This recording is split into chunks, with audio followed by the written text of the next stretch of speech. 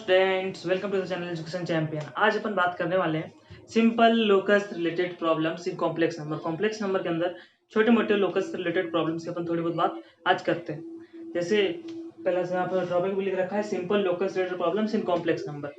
तो जैसे हमारे सामने ये हमें लोकस निकालना है एक पॉइंट जेड का जो आर्गन प्लेन में मूव कर रहा है इस तरह की mod z is equal to 3।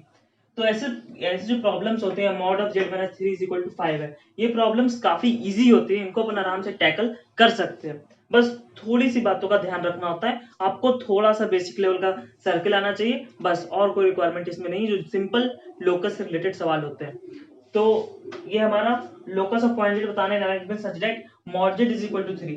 जब भी mod z is equal to 3 अपन को दे रखा है और अपन को लोकस निकालना है इसका, तो अपन क्या करेंगे, मॉड के अंदर ऐसे लिखेंगे, इस पर्टिकुलर चीज को ऐसे लिखेंगे, जेड माइनस 0 प्लस 0 आयोटा, ऐसा लिख सकते हैं ना।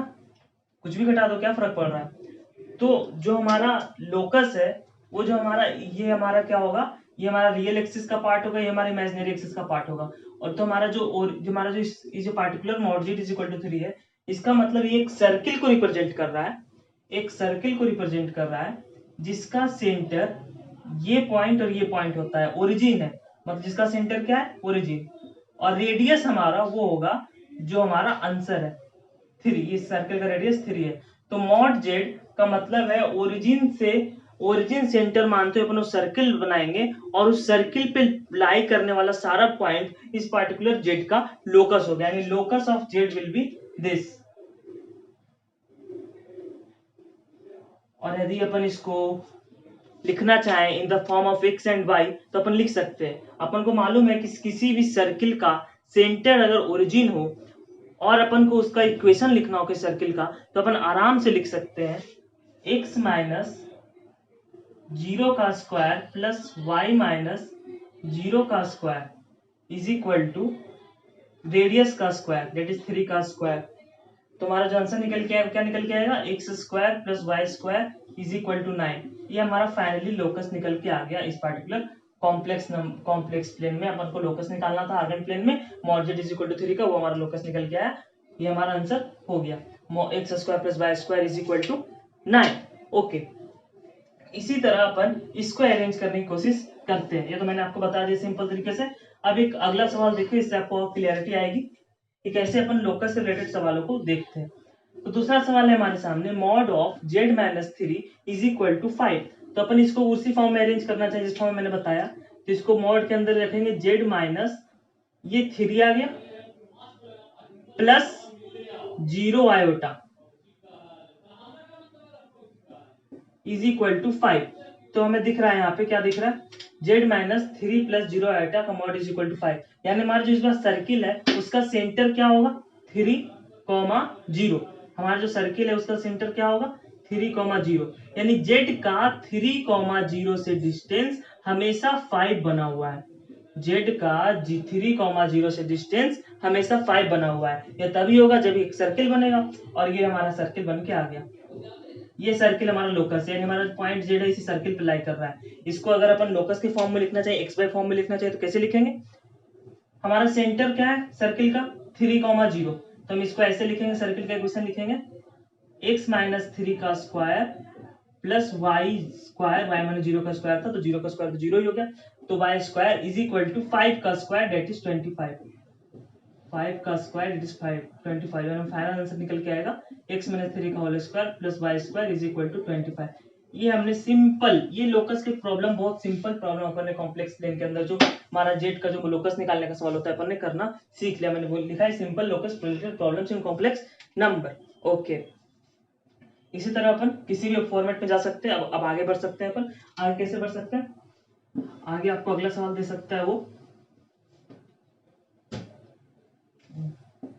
जेड माइनस 3 प्लस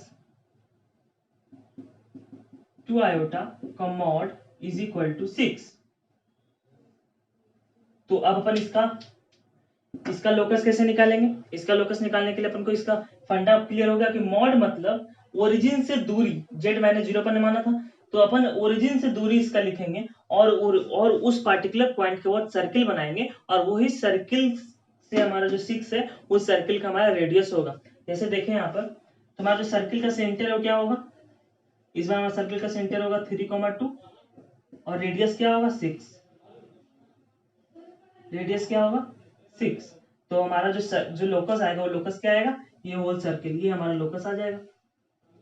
अब इसको अगर एक्स वाई के फॉर्म में लिखना चाहिए तो सर्किल इक्वेशन अपन को मालूम है, अगर अपन को सेंटर मालूम है, रेडियस मालूम है, तो अपन सर्किल इक्वेशन उसी फॉर्म में लिखेंगे, x माइनस 3 का स्क्वायर प्लस y माइनस 2 का स्क्वायर इज इक्वल टू 6 का स्क्वायर 36।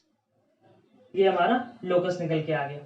ओके, अब इसमें क्या हो सकता है, लोकस रिलेटेड प्रॉब्लम में थोड़ा सा आपको और वो ट्विस्ट कर सकता है। सिंपल लोकस रिलेटेड प्रॉब्लम में आगे अपन कई बार लोकस हाइपरबोला होगा, पैराबोला होगा, बट अपन उसकी बात अभी नहीं करें। अपन सिंपल जो हमारा सर्किल वाला कंसेप्ट है आज उसको अपन ग्रास्प करने की कोशिश कर रहे हैं। अब क्या कर सकता है वो, अब वहां पर वो इक्वालिटी ला सकता है, इक्वालिटी ला सकता है, मतलब वो क्या कर सकता है, अपन को यही सवाल को वो ऐसे लिख दे, इट इज लेस देन 6, और बताओ कि हमारा इसका लोकस बताओ।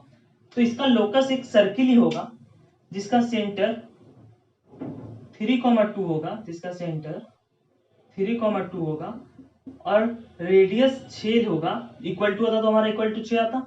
तो अगर इक्वल टू का साइन होता तो हम इसको भी इंक्लूड करते हैं, यानी कि ये पूरा एरिया अंदर वाला ये हमारा लोकस है। इससे छोटा होना चाहिए हमारा जेड का मॉड, तो यानी इससे नीचे हमारा जो है ये सारा पूरा एरिया हमारा, ये हमारा लोकस हो गया। ये हमारा पूरा का पूरा एरिया सर्किल के अंदर वाला लोकस। अगर आप इक्वल टू का साइन में लगा देंगे तो हमारा ये सर्किल भी लोकस के अंदर आ जाएगा।